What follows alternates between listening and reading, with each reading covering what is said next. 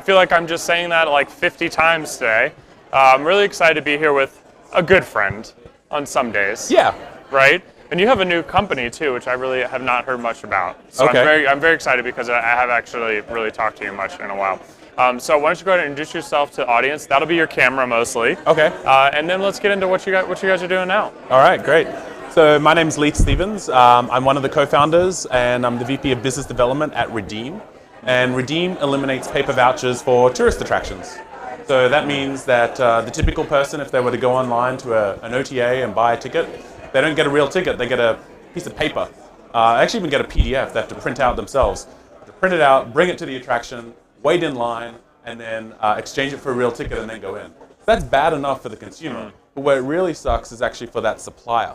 Because that supplier then needs to take each piece of paper, they need to count it, verify it, reconcile it, and then finally send it back to the OTA to get paid. So they don't get paid unless they do all that. Yeah. Right. So we eliminate all of that and make it a single electronic solution so that when someone shows up, they can just scan their phone or even their piece of paper if they want to print it out and go in, and then all of the reconciliation happens automatically. So you're saving how many hours you think of work per? So there was one guy. Did you test that out? Yeah. It was probably. So there was one guy at one of our first early clients. He spent 27 days of the month counting pieces of paper, and he's now spending a couple hours. He's not on vacation. He's like, wait, look at all this extra time. He didn't. You know?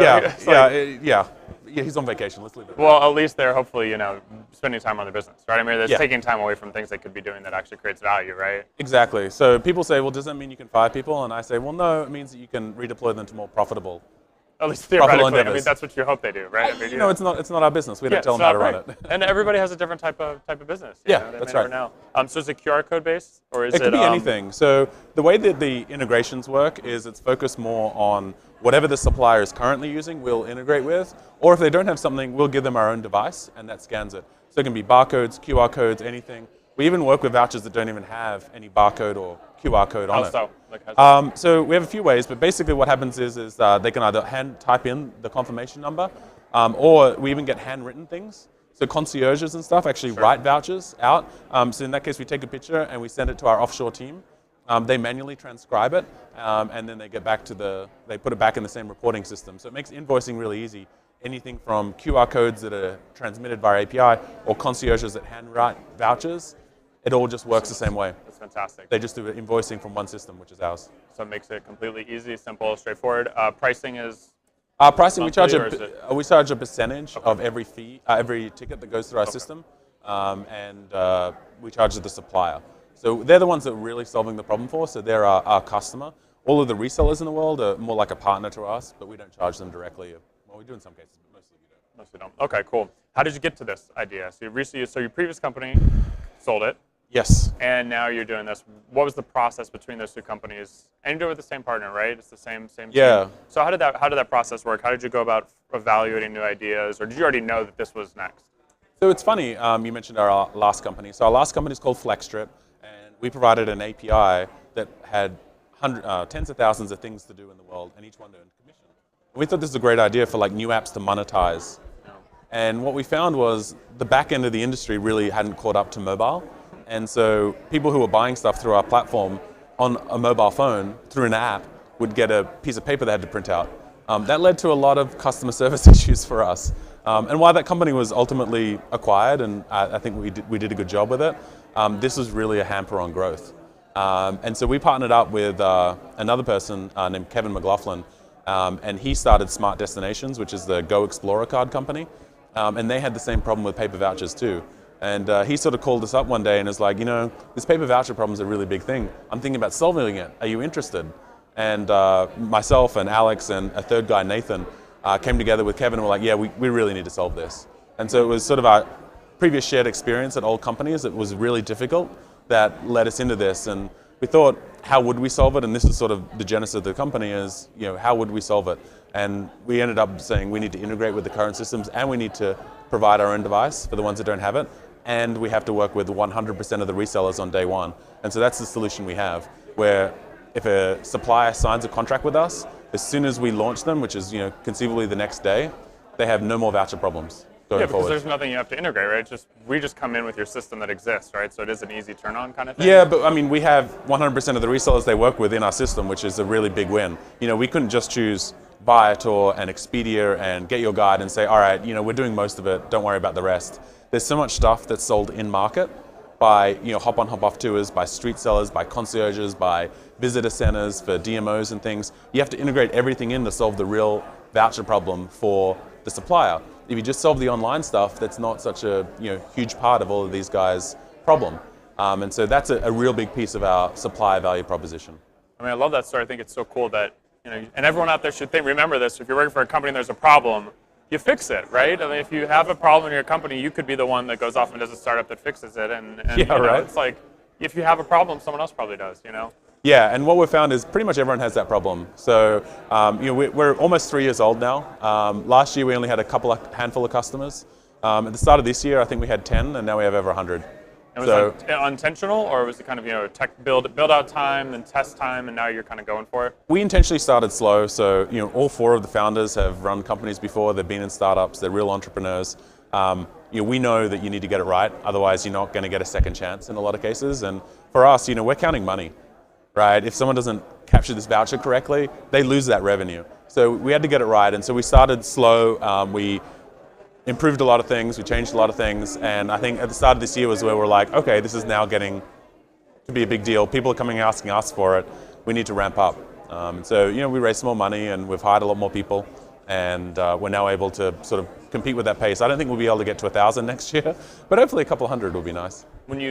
What is the resource allocation necessary per new customer? I mean, how does that kind of ramp up need to happen?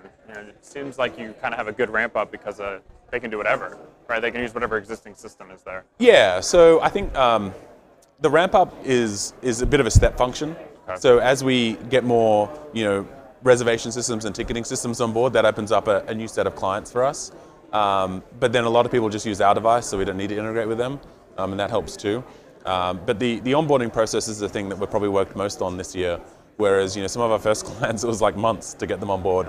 And then I think probably the thing I'm most proudest of that team was 2 weeks ago we launched the Metropolitan Museum of Art in New York and the Statue of Liberty in the same week. Wow. Yeah.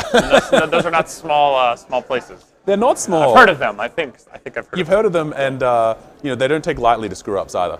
So what we wanted to do was make sure we did it right. If we tried to launch them a year ago, we would have had a lot of trouble. Tell me about this device. It seems crazy and really bizarre actually to have a device in tours and activities, or you don't really ever interview many startups that created a device for something. It's just besides suitcases, which is obviously been the thing. But yeah, tell me about that. How did you go about building this device, and was that a new thing for you guys? So we started with off-the-shelf hardware, just like an Android-based tablet. It's about the size of an iPad mini. And that got us a fair way close to where we need to be. But since then, we've developed a much tougher device that it's actually certified. You can drop it from 6 feet onto concrete, and it survives. Was that your test? That was you? It was not me. You're just I could have fixed it. Yeah. But that's a standard that I'd agree amazing. with. Yeah, and it's very rugged. It has a built-in keyboard, kind of like a BlackBerry, rather than a touchscreen keyboard. It's just meant for use in ruggedized conditions. And then the other thing that we moved to was a laser barcode scanner. So rather than using the camera, which is not as fast, for some of our really high volume attractions, some of our clients do 1,000 tickets a day. You need to get a really quick scan. And so, if you gone to a concert and had a Ticketmaster device, it's a lot like that. Yep. So it scans and makes a really loud noise. It goes ba-ching, makes that noise. It's good, yep. It's good. All right, in you go. And it just allows us really fast throughput. And does the device then, if it only recognizes the barcodes, or will it recognize all the other things you mentioned? Is that a limitation? Yeah, so these little devices are mainly barcode focused. Okay, cool. So some of our customers are 100% barcodes. Some of them are not. So for the ones that are not, we have the older device that takes the photos and still scans the barcodes, but they tend to be in lower volume locations. What we've also found is with a lot of the connectivity we're building, we're actually bringing barcodes to a lot of these guys that didn't have them before. So we're slowly making it better for everyone, but it takes time. You can't push on a rope.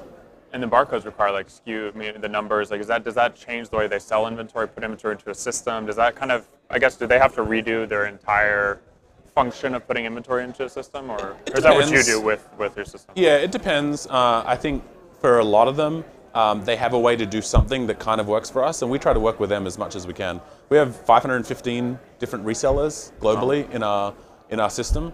So, there's no one answer, right? We love the guys that work with us with APIs, that's the easiest. But then there's every single other way to work with them, which, is what we have to do, but can be varying degrees of complexity. And each one is a little bit different. So that's a lot of our core value, is that for 515 resellers, we know how to work with you.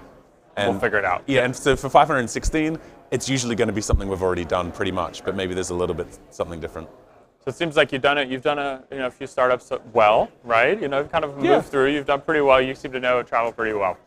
Any tips? Like if I'm struggling startup dude trying to like make this work, what have you learned as far as, it took 3 years. That to me is the best lesson, is to get it right first. Yep. To don't just like rush, Yeah, there's a Silicon Valley perception of startups which says if you're not embarrassed by your product when you first launch it, then you launch too late. I agree with that in principle, but when you're working like we are with money and you're working with fairly large customers, some of our customers are doing $100 million a year in revenue, you can't screw up their accounting, right? You really need to make sure you get that right. So I think there's a bit of a spectrum there. But some of the best advice I think I could give, generally to entrepreneurs, is that to listen to your customers and listen to them fiercely, even if it goes against your intuition. So a lot of the stuff we've heard very early on was like, no, that can't be right. And then we'd try it one way and try it another way. One was their way, one was our way, and we're like, oh no, they were right. And it turns out, even if these people don't know technology, they know their business. And so listening to them and understanding that is really key. I'll give one shout out to tnoooz as well. You guys have a great article written by, I believe, Nadav Gur from Rezdy about why you shouldn't do a trip planning startup. So if there's any trip planning startups out there, please read that article before starting a trip planning startup. I don't want to cover another trip planning startup, so just, read the article, guys. That's a good article to read. Final question, just about Arival. Obviously, I'm sure you're happy to meet a lot of new suppliers, current customers. What are you most looking forward to with having this event for In Destination now that you're 3 years in and kind of getting that traction?